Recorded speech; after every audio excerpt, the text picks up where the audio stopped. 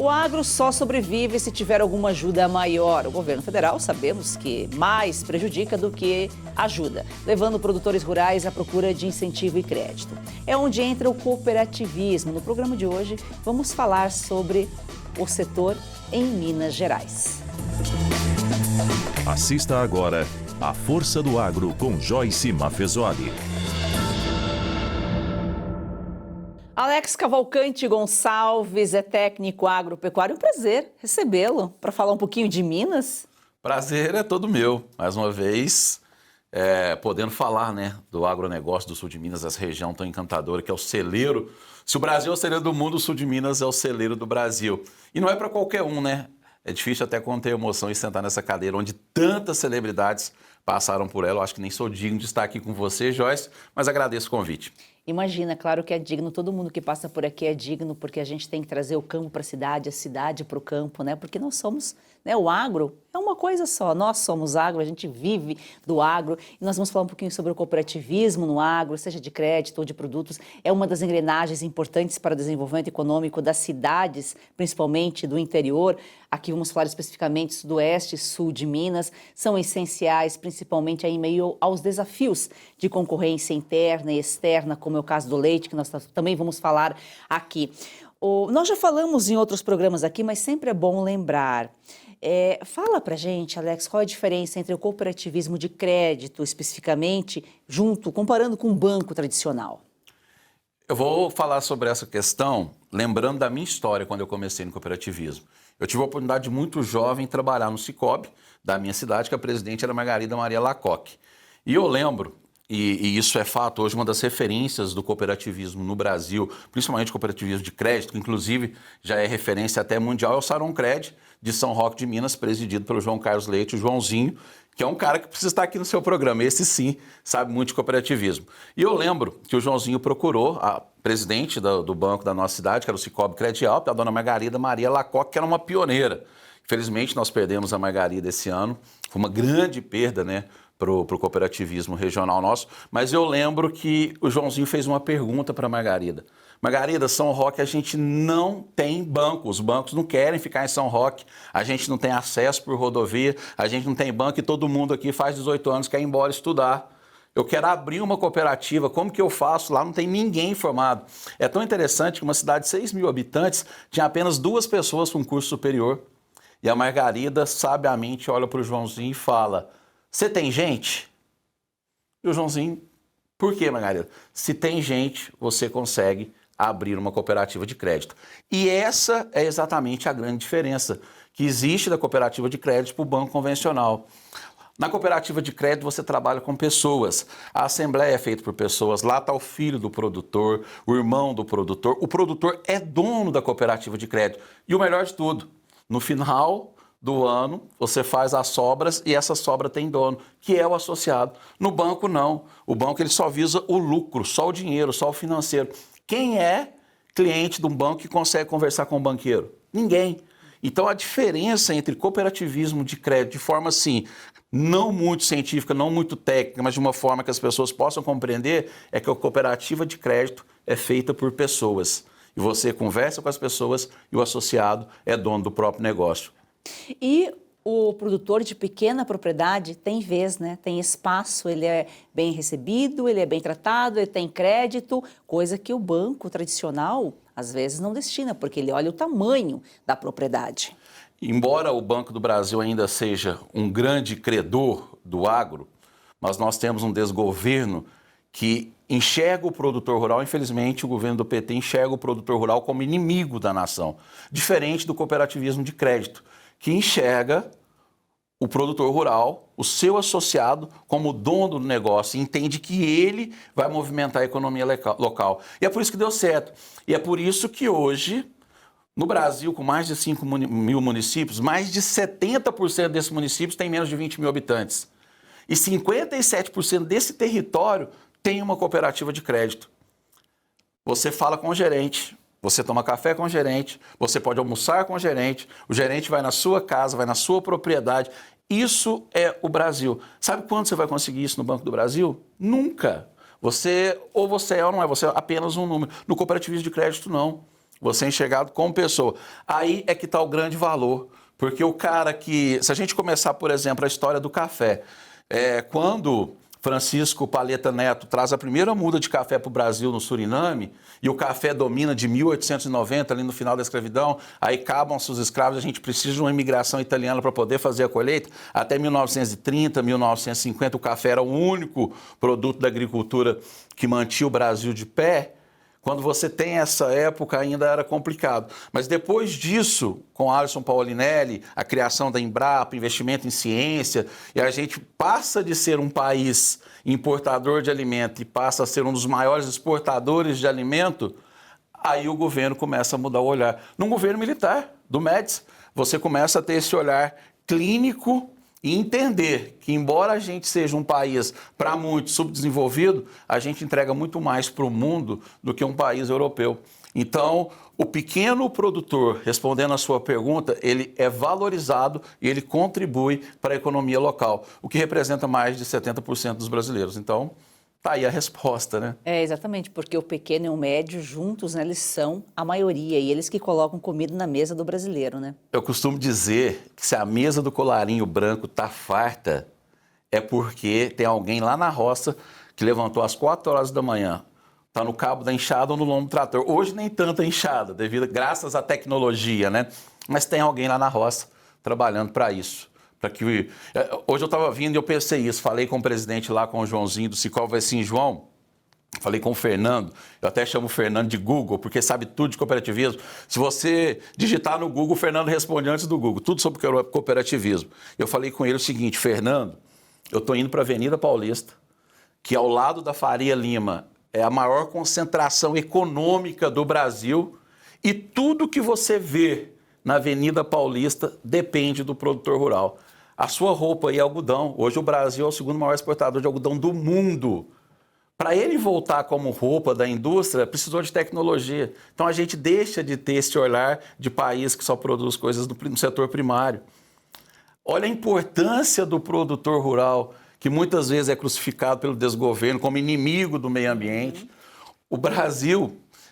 eu até vi uma reportagem outro dia, eu acho que citar, do Brasil Paralelo, do Christian Lombauer, que para mim é fantástico, e ele fala que de 1500, quando 3% do território do Brasil era área agricultável, até hoje nós temos apenas 7% de área agricultável. Aí vem o Macron da França querer mandar no nosso território. Não produz nada lá, eles não conseguem ter 3 safras igual a gente tem, que é a nossa safra tropical, e quer mandar no Brasil. Quer falar de meio ambiente, quer falar que a terra é dos índios. Nós temos, por exemplo, Mato Grosso, que o Império doou terras lá há 150 anos atrás, aí vem um desgoverno absurdo falar que aquela terra é do índio. Ou seja, o governo brasileiro, ele enxerga o produtor rural como inimigo. Mas ele esquece, o pessoal que está lá no governo hoje, ele esquece que a botina que ele calça, a roupa que ele veste, o carro que ele anda, tudo saiu do setor primário e o Brasil é responsável por isso. Então, quando falam mal do produtor rural, Joyce, eu fico muito triste, porque eu acho que as pessoas não têm ideia, não têm dimensão do que um trabalhador do campo faz por esse país. No caso do café, teve uma influência, você falou rapidamente do café, mas também tem uma influência aí, né, das cooperativas na renda do produtor. Nós temos na nossa região, lá em Guaxupé, como sede, a Colchupé, que é a maior cooperativa de café do mundo e a maior exportadora. Por coincidência, nós temos também a maior fazenda de café do Brasil na nossa região, que fica em Campo do Meio, se eu não me engano é do Antônio Faria Lima, do pessoal do Grupo Terra Forte, que também é a maior produtora de café. A Colchupé, eu vou até confirmar os dados, mas ela tem uma previsão de safra de 58 milhões de saca para esse ano, podendo chegar a 64 milhões de saca. Nós tivemos em janeiro deste ano o maior preço desse commodity, que foi R$ 2.830 por saca. E são 14.800 associados na Colchupé, numa área de 75 cidades, fixada em 33 municípios. Olha a dimensão disso. Todos pequeno ou médio produtor rural. Só 3% dos associados da Colchupé são grandes produtores. Aí vem esse governo e fala que o produtor rural destrói o meio ambiente. Quando? O produtor rural, ele cuida da água, ele cuida da tecnologia. Tem um exemplo tão bonito que eu acho em São Roque, que é a escola que eles criaram lá para fugir dessa narrativa de esquerda, dessa teoria de doutrinação das escolas, e eles criaram uma escola que leva conhecimento financeiro aos alunos. Os alunos com 2, 3 anos de idade já têm aplicação financeira na cooperativa. Você precisa fazer uma reportagem sobre isso. E lá eles dão aula, ensinam essas crianças a cuidar de dinheiro, a cuidar do meio ambiente e a produzir. Eu quero ver se existe algum ambientalista no mundo que consegue sobreviver sem existir o produtor rural na roça. Aí falando da Cospé, 55 milhões de sacos, que é a safra do nosso café, 2.830. Nós temos pequenos produtores. Quase todas as cidades, eu falava isso com o pessoal quando a gente estava vindo, com o Rafael, com o Samuel, que está nos acompanhando aqui hoje, que quase toda cidade, todo mundo tem o seu pedacinho de terra. Todo mundo planta, colhe, produz e alimenta o Brasil.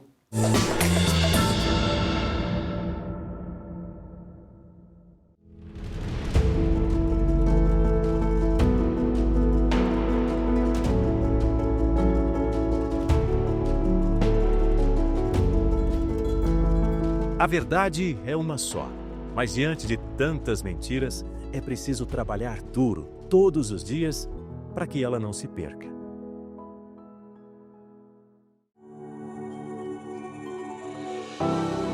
Cada assinatura é um tijolo na construção de um jornalismo livre.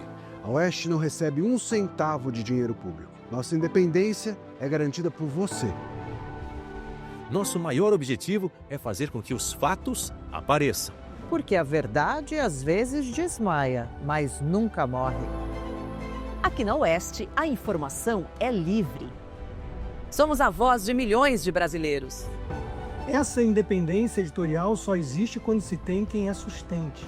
E quem sustenta a Oeste é você, nosso assinante. 120 mil não é apenas um número. É a confirmação de que o jornalismo real ainda encontra espaço para crescer. É a prova de que o Brasil defende a liberdade de expressão.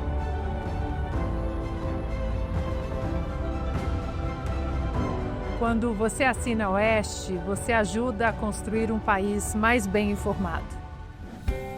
120 mil é mais que uma meta, é um recado.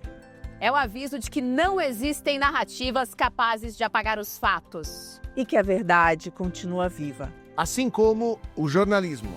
Isso não é apenas um direito, é uma herança. Cada assinatura da Oeste ajuda a garantir que as próximas gerações cresçam em um país onde vigora a liberdade de expressão. Assine. Apoie. Fortaleça a verdade. Faça parte da Oeste.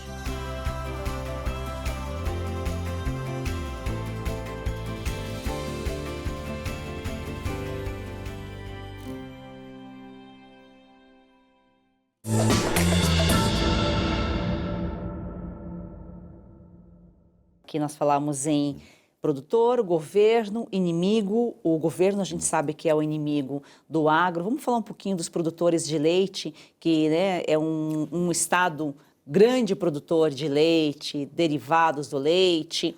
E a gente sabe que o produtor vem enfrentando né, dificuldades justamente porque o governo, que é inimigo do agro, inimigo do produtor, ele permite a importação do leite em pó, Argentina, Uruguai, e essa importação está acabando com o nosso produtor brasileiro. O Aldo Rebelo ele fez quase 200 audiências públicas no Congresso Nacional e após essas audiências surgiu o nosso Código Florestal. E mesmo com o Código Florestal, o governo insiste que as terras que ainda estão no Brasil, que são agricultáveis, que são só 7%, como eu disse no começo da entrevista, ainda são dos índios. E querem crucificar e penalizar o produtor de leite, que às vezes tem 50 litros de leite na propriedade, 70 litros de leite na propriedade, e usa aquele litro de leite para fazer um queijo e levar o sustento para a sua família. Aí o governo começa a importar, e aí eu culpo de forma assim, até perversa, não é justo, é o Geraldo Alckmin que ocupa, né, o Ministério do Desenvolvimento, Indústria e Comércio, ele está sendo perverso com o produtor de leite. Custo alto, mão de obra escassa, poucos produtores têm acesso à tecnologia, só se for muito grande, o pequeno não tem. e são muitos pequenos produtores e poucos grandes produtores, e mesmo assim os grandes sofrem. E vem um Ministério do Desenvolvimento, Indústria e Comércio, liderado pelo Geraldo Alckmin, vice-presidente da República, importar leite do Uruguai e da Argentina. Aí você pode me falar assim, mas esse leite que importa é 7%, 8% só do consumo interno. Fora o leite que não sai do Uruguai e da Argentina, que vem da Europa, entra no Uruguai e da Argentina para entrar no Brasil. Mas o pior, esse é um problema grave. Grave importar leite, se a gente tem produtor produzindo aqui. Teve esse ano o litro de leite a 1,60, 1,70. Não paga o custo do produtor. Mas mais grave do que isso, eu fiz questão de falar com o pessoal da Abraleite, falei com o Léo Pereira, que é de Carmo do Rio Claro, falei com o Odair também, que é de Carmo do Rio Claro, que são referências em produção de leite, o Odair da Fazenda Tapixé. O que eles me falaram? Alex, o pior problema hoje do leite, mais que a importação, que é grave, primeiro é a falta de divulgação. Você não encontra nenhum nutricionista famoso falando bem do nosso leite. Você conhece alguém, Joyce, que já morreu porque comeu queijo? Não conheço ninguém. Então por que a gente condena tanto os nossos produtores de leite? Você conhece alguém que morreu porque bebeu leite? Eu não conheço ninguém que morreu bebendo leite. Então precisa de uma divulgação do governo, das entidades, das associações e os próprios produtores investirem nisso para mostrar que o leite ele é vida, ele é saúde, mostrar os manejos, a forma como uma vaca é cuidada lá na fazenda antes da ordenha. Mas principalmente o consumo interno e a concorrência desleal com produtos que não são produtos derivados de leite. Hoje você vai no supermercado, compra uma pizza 4 queijos e se você levar ela para casa e assar, não tem queijo. É tudo de amido. O cheddar é de amido, a mussarela é de amido, o parmesão é de amido, o queijo palito é de amido. Ou seja, o cara está comprando uma pizza de 4 queijos que não é queijo. O cara está comprando um leite em pó que não é leite. É leite de soja, é leite de coco. Então, a concorrência é desleal.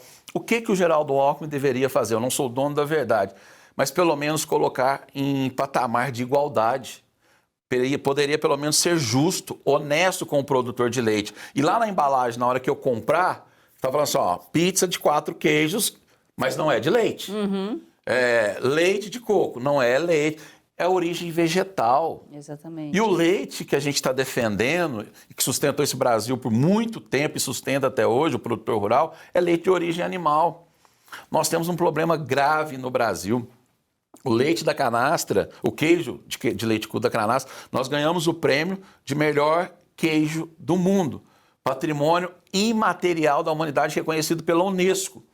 O nosso queijo da canastra é o mesmo queijo que vende na França. Na França, tem uma legislação, a Vigilância Sanitária Francesa autoriza, eu não vou saber o número correto agora, mas você vendeu o queijo depois de 2 dias, praticamente o queijo fresco. No Brasil, você tem que esperar 14 dias o queijo curar. Sabe o que eles alegam? Que no Brasil tem muita bactéria.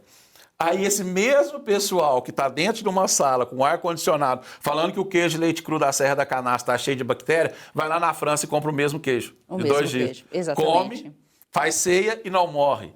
Então, é muito burocrático no Brasil ser produtor rural. Tudo é difícil, né? Tudo é difícil. Tudo é difícil.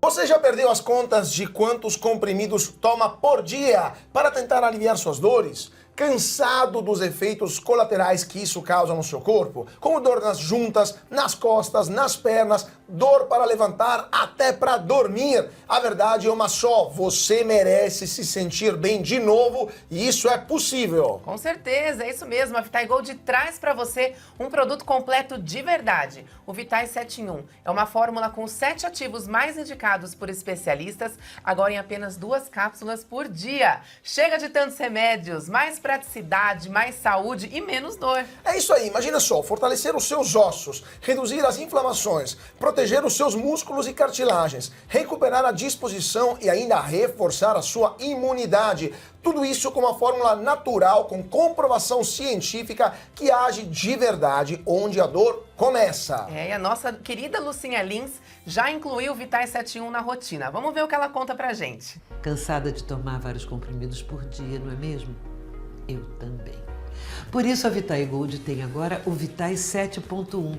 São os 7 principais ativos para cuidar da sua saúde e ajudar você que sofre com dores nas articulações, artrite, artrose, reumatismo, fibromialgia. A Vitae Gold desenvolveu um creme de massagem e vai mandar aí para você de presente. Ligue 0800 291 2200. É isso mesmo, o Vitae 71 mudou a rotina da Lucinha e pode transformar a sua também. Ligue agora para 0800 291 2200 e aproveite a oferta exclusiva. 70% de desconto para os 100 primeiros que ligarem e o relógio inteligente, vai de presente. É isso aí, então chega de remédio para tudo e solução para nada. Vitae 7.1 é natural, eficaz e foi feito para você viver sem dor.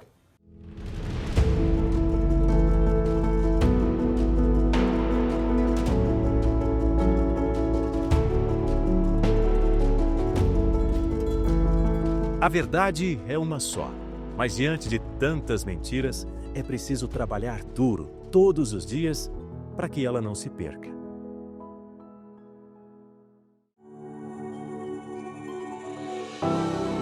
Cada assinatura é um tijolo na construção de um jornalismo livre. A Oeste não recebe um centavo de dinheiro público. Nossa independência é garantida por você. Nosso maior objetivo é fazer com que os fatos apareçam. Porque a verdade às vezes desmaia, mas nunca morre. Aqui na Oeste, a informação é livre. Somos a voz de milhões de brasileiros. Essa independência editorial só existe quando se tem quem a sustente.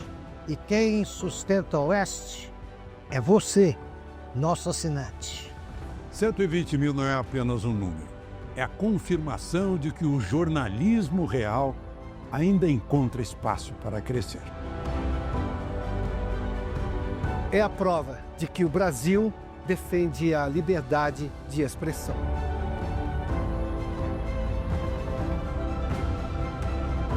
Quando você assina a Oeste, você ajuda a construir um país mais bem informado.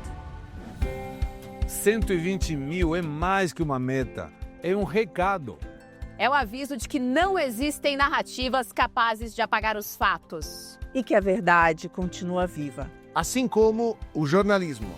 Isso não é apenas um direito, é uma herança. Cada assinatura da Oeste ajuda a garantir que as próximas gerações cresçam em um país onde vigora a liberdade de expressão. Assine. Apoie. Fortaleça a verdade. Faça parte da Oeste.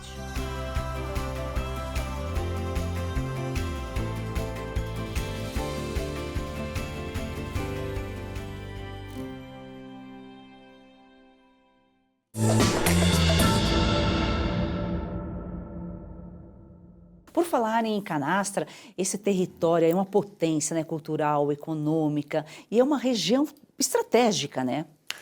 A canastra, eu me lembro muito bem, eu fui vendedor de tratores na Solmassa, lá com o Eduardo, na cidade de Passos, e eu conheci a Serra da Canastra toda, antes da exploração turística. Exploração não, antes do domínio turístico. Talvez eu não consegui encontrar a expressão correta, porque o turismo modificou muito aquilo. O que antes era motivo de vergonha, hoje é motivo de orgulho. Nós temos o decreto de 1972 que fala que o Parque Nacional da Serra da Canastra tem 200 mil hectares, um absurdo. Aí vai lá o governo, cerca tudo, o CMBio chega e multa, mas ninguém que é dono de terra é reembolsado, recebe seu dinheiro e fica por isso mesmo, e o governo brigando com o produtor rural. Lá na Serra da Canastra, esse patrimônio, nós temos, e eu lembro como se fosse hoje, nós estávamos numa reunião, uma reunião provocada pelo gabinete, nosso gabinete, posso falar, né? Deputado Maurício do Vôlei, eu trabalho como assessor do Maurício do Vôlei, que é deputado federal do PL, que é vice-presidente da Frente Parlamentar da Agropecuária. Nosso gabinete provocou uma reunião junto à Secretaria de Turismo do Estado, até então o secretário Leônidas. Nós levamos o João Carlos Leite, que é o Joãozinho, que eu insisto, ele precisa estar aqui nessa cadeira, que esse vai dar uma aula. E lá surgiu essa ideia do Joãozinho de ter o selo do território canastra, assim como tem no sul de Tirol, na Itália.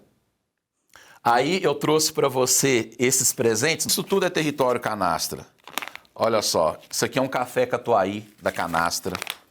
tudo produzido pelos produtores de lá. Esse é o queijo que ganhou o prêmio de melhor queijo na França. E sabe o que o produtor teve que fazer? Teve que levar esse queijo escondido na mala, porque a vigilância sanitária no Brasil não permite que um queijo que é campeão mundial embarque. Olha, o queijo escondido é o campeão mundial. O queijo escondido na mala do João é campeão mundial. Isso é uma vergonha para esse governo do PT, isso é uma vergonha. Esses são os produtos do território canastra. Então, quando você certifica esse território, que é composto por 11 cidades, não sei se eu vou lembrar, mas vamos lá. São Roque de Minas, Vargem Bonita, Piuí, Capitólio, Doresópolis, São João Batista do Glória, Tapiraí, Bambuí, Medeiros, Delfinópolis, está faltando um. Que eu não vou... meninos. Não lembro. Delfinópolis, eu não lembro. De verdade, eu não lembro. Mas são 11. Depois a gente pode até colocar lá na publicação. Mas são 11 municípios que compõem esse território. E o que aconteceu? Como a gente teve esse domínio do turismo, essa expansão do turismo, em 2015, 2017, a Serra da Canastra era apenas um lugar que as pessoas tinham vergonha de falar que produzia leite cru. E hoje tem orgulho.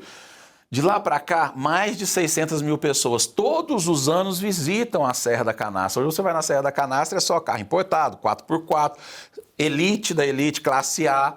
Esse é o público que está frequentando a Serra da Canastra para ter essa experiência sensorial e conhecer esses produtos. E são os mesmos produtos fabricados lá no sul do Tirol, da Itália. E a gente tem isso no Brasil. Então, quando o João defende e a gente endossa essa defesa do João e de todo o pessoal da Serra da Canastra, de ter o território, é para a gente não ter uma concorrência desleal. Porque aí você vai no Mercado Central em São Paulo, está lá, chocolate da Serra da Canastra. O cara nunca pisou na canastra e começa a usar o nome canastra. Você vai lá no Mercado Central de Belo Horizonte, linguiça... Exatamente, porque ficou famoso, né? Então, linguiça da canastra, doce de leite da canastra. Então, se você não conseguir organizar e ter esse selo que defende essa tese de território, e ali você adaptar e mostrar que esse território realmente é rico, e o grande diferencial que me explicou um agrônomo uma vez, e eu guardei isso, é o capim, que alimenta a vaca, que é o diferencial da Serra da Canastra, por isso que a gente tem esse sabor, essa qualidade. Então, você nunca vai ter o capim da Serra da Canastra em nenhum outro lugar do planeta. Então, essa defesa do selo território canastra é muito importante, e eu acho que a gente está aqui na Força do Agro com você, Joyce, que é essa voz que as pessoas respeitam e seguem, é extremamente importante. Então, você que está nos assistindo, acho que vale a pena pesquisar sobre território canastra, mandar um e-mail, ligar lá para o Congresso Nacional, pedir audiência pública, porque é uma defesa do Brasil. A gente tem muita riqueza que tem na Europa aqui, como já te falei, no sul de Tirol, na região da Toscana, e às vezes a gente não dá esse valor. E a gente perde para nós mesmos. Exatamente, o brasileiro precisa conhecer melhor o Brasil e dar valor ao Brasil. Em outro programa nós falávamos aqui que do olhar do estrangeiro para o Brasil. A gente costuma falar das ONGs, as ONGs estão a serviço de interesses específicos, mas o estrangeiro mesmo, ele tem um olhar de respeito ao Brasil pela preservação que o agro preserva aqui, pela forma que o Brasil tem o potencial, né, a grandeza que é e da forma que o país é cuidado, que o brasileiro não respeita, que o brasileiro não conhece. Então, falta o brasileiro olhar mais, conhecer melhor o país. Alex, foi um prazer recebê-lo aqui, falar um pouquinho do agro de Minas, né? Tão importante, um estado tão importante para o desenvolvimento do país, Serra da Canastra, e a cidade só existe por causa do campo, né? Você vê, eu nem imaginava que a canastra, lá atrás, alguém tinha vergonha de dizer que era canastra e hoje é orgulho. Orgulho. E só concluindo naquela hora que você falou da questão dos cafeicultores, né? Esse governo do PT insiste com MST e reforma agrária. Nós já fizemos a reforma agrária.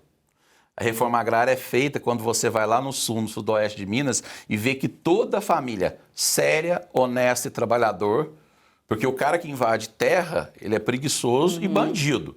Mas o cara que tem o seu pedaço de terra e planta, colhe, alimenta, ele já faz parte dessa reforma agrária. E você vai numa cidade, igual a minha, por exemplo, Alpinópolis, que eu amo tanto, que tem 20 mil habitantes e 8 mil pessoas têm seu pedaço de terra. A gente já fez, o produtor rural já fez a reforma agrária que precisa. É todo mundo produzindo, é todo mundo alimentando o Brasil. E é por isso que isso me fascina e é tão fantástico. E tudo é permissão de Deus, né? Se Deus não permitisse, é igual o Alisson Paulinelli falou, o Brasil é o único país do mundo que consegue ter 3 safras no mesmo ano.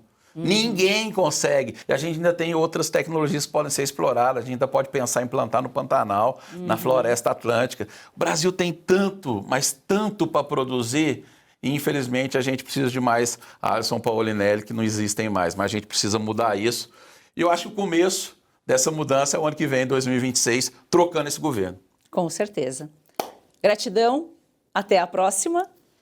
Obrigada a você que nos acompanha aqui de segunda a sexta-feira. Força do Agro, o melhor do Brasil, começa no campo. A gente se vê amanhã.